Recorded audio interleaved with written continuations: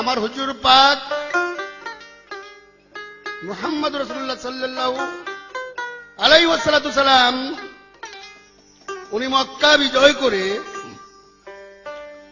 18ই জিলহজ যখন বৃহস্পতিবার উনি ঈদে গাদিরে অর্থাৎ গাদিরে খুমে পৌঁছলেন, তখন আল্লাহ পাক বললেন যে হে আমার হাবিব, তুমি পর্দা নেওয়ার পর তোমার ইসলাম কিভাবে চলবে, কাকে দ্বারা চলবে, তুমি এর দিক নির্দেশনা পূর্ণ একটি ভাষণ দান করো, তাহলে ইসলাম পরিপূর্ণ হবে না।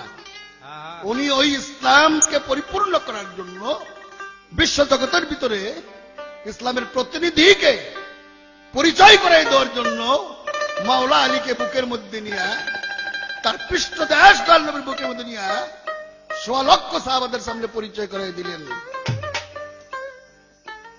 সালাত সালাম জানাই দয়াল মাওলার অভিষেক করে ঈদে গাদিরে বাবা, অভিষেক করে ঈদে গাদিরে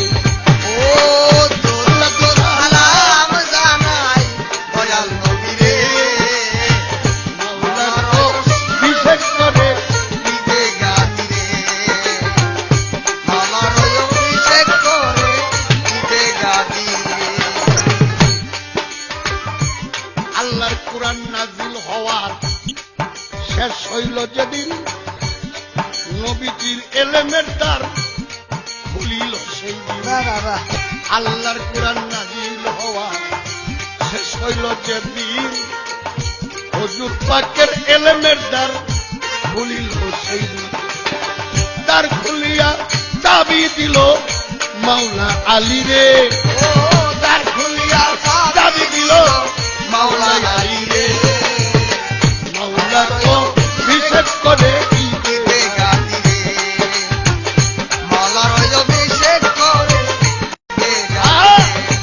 ও দরুদ সালাম জানাই দয়াল নবীরে, সালাতু সালাম দয়াল নবীরে, মাওলার অভিষেক করে ঈদে গাদিরে, মাওলার অভিষেক করে ঈদে গাদিরে বাবা, মাওলার অভিষেক করে ঈদে গাদিরে। নবীজির আলমের শহর যাইতে আমার মন, গাদিরে ঘুমেতে হইল নিগুর এক ভাষণ। দয়াল নবীর আলমের শহরে যাইতে ওরে পাগল মন, গাদিরে ঘুমেতে হইল নিগুর এক ভাষণ। ও আলিবা বুহা বলে কয় উচ্চ স্বরে, ও আলিবা বুহা বলে কয় উচ্চ সুরে, আনা মদরাতুল ইলম ও আলিবা বুহা। এই কথাটি দয়াল উচ্চ স্বরে বললেন, আমি যদি ইলমের সুরক্ষিত শহর হয়ে থাকি, আলী হলো তার প্রবেশদ্বার, তাই ওয়ালি বাবুহা বলে কইল আলী রে, মাওলার অভিষেক করে ঈদে গাদিরে গো, মাওলার অভিষেক করে ঈদে গাদিরে। দরুদ সালাম জানাই দয়াল নবীরে, ও দরুদ সালাম জানাই দয়াল নবীরে, মাওলার অভিষেক করে ঈদে গাদিরে, মাওলার অভিষেক করে ঈদে গাদিরে। আরে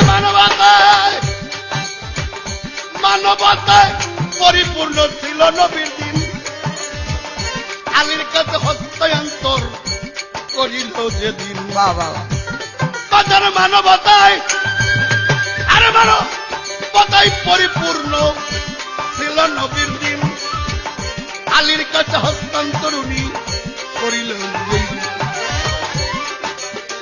লাখ স্বাগতম জানাই মাওলাই আলী রে, লাখ স্বাগতম জানাই মাওলা আলী রে, মাওলার অভিষেক করে ঈদে গাদিরে।